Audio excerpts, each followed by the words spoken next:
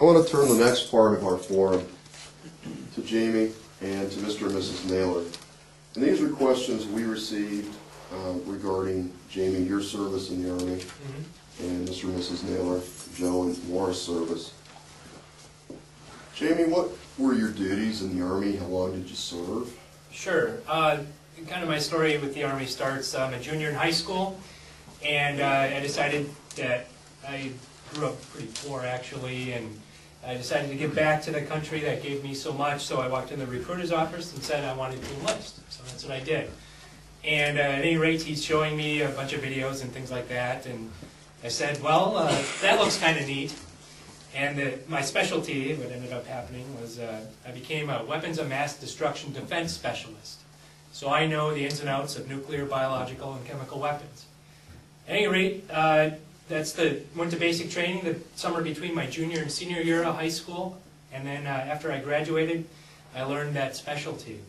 Ended up going down to Marquette, worked my way, actually I'm a former machinist myself, I'm a steel worker, but at any rate, worked at Manitowoc Ice, and after I graduated, as we know, kind of the war came to us.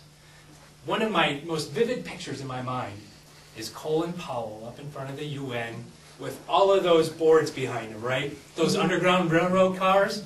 And then in his hand, he holds a vial of ricin. Well, I'm like, shoot, it pretty much looks like we're going to war, right? So, hey, if he's going to use this stuff on us, I'm going to be there. So that's what I did. I volunteered to go over for the invasion. And in essence, just a kind of little timeline, we just had, what, the 4th anniversary of the invasion of Iraq.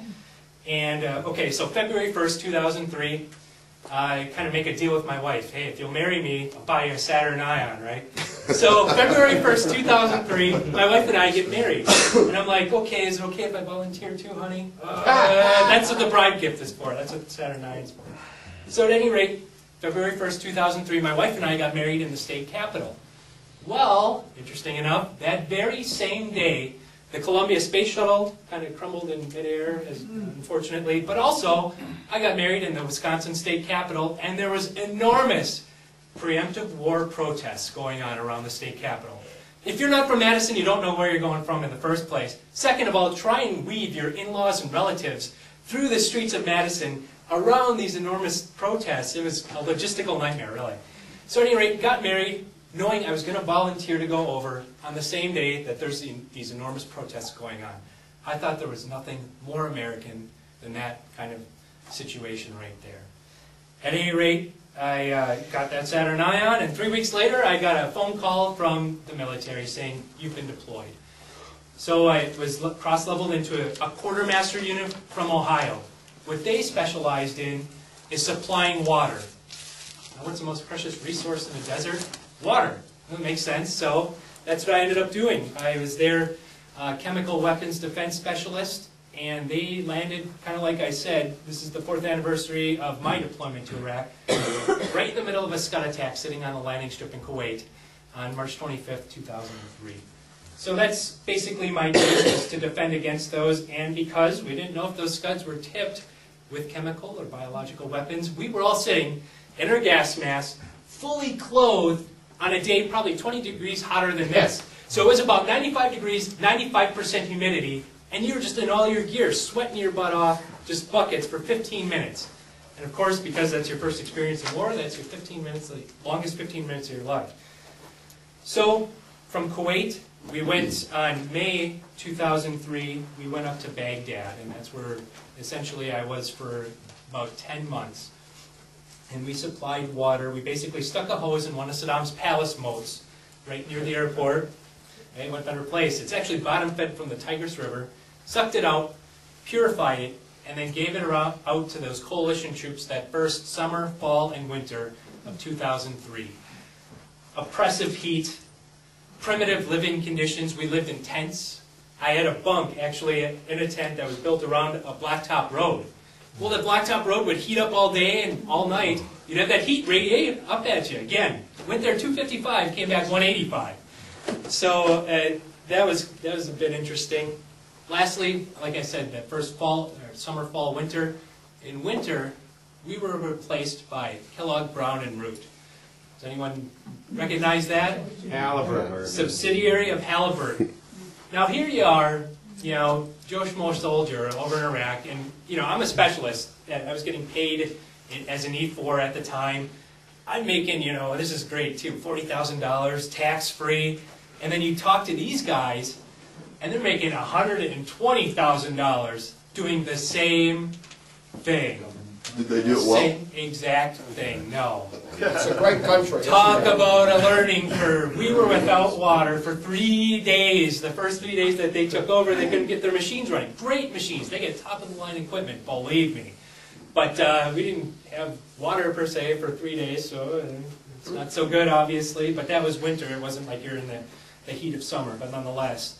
And what we did during those last 3 months is basically pull security at a logistics base right near, you might recognize this, Abu Ghraib. Well, it turns out, yes, there's a prison there, but Abu Ghraib is actually a Sunni slum. Remember, the Sunnis are a little mad at the Americans for toppling Saddam, right? So, high-pressure situation. You would get mortar attacks every other day. They'd mortar the prison. They'd mortar our logistics base. They'd mortar the prison again. It was just ongoing. And there's basically a low-level, you know, state of fear you're in the entire time you're over. When you're there, I got 3 to 4 hours of sleep the last 3 months. I was a shell of a human being when I got back. It took me a full month to recover from that. So, at any rate, that was more or less my Iraq experience. I got back, I got a few cogs loose, I re-enlisted. I did. Why? Because we need the next generation of soldiers to make sure that they know how to defend themselves from that kind of environment. I'm a sergeant in the U.S. Army. Yes, I'm here tonight as a private citizen, but I want to make sure that these guys know how to defend themselves, and that's why I re-enlisted. Mr. and Mrs. Naylor, what were Joe and Laura's duties in Iraq? How long did they serve?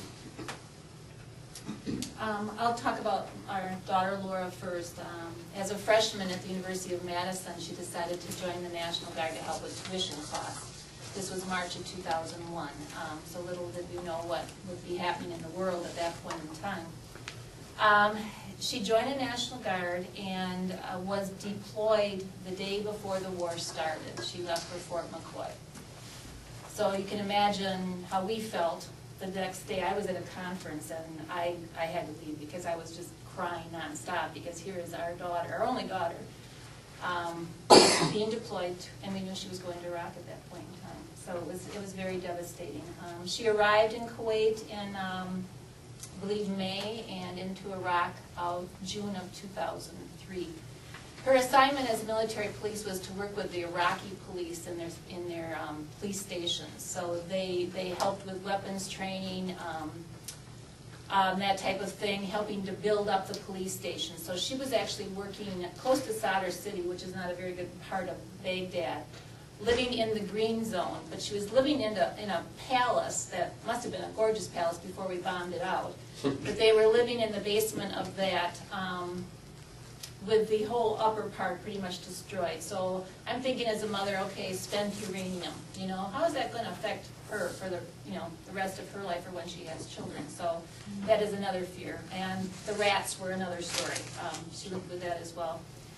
She had developed a wonderful relationship with a lot of Iraqi police and the translators that she worked with.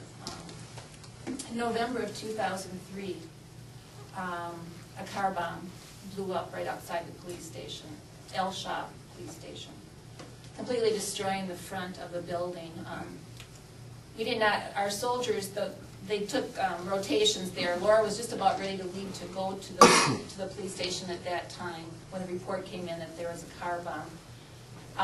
Some of our soldiers had eardrums blown out, that type of thing, but unfortunately they were on the other side of the building. But there was many Iraqi police and translators that she worked with, and women that also worked in the police station that were killed, let alone the apartments across the street where she had seen children playing the day before.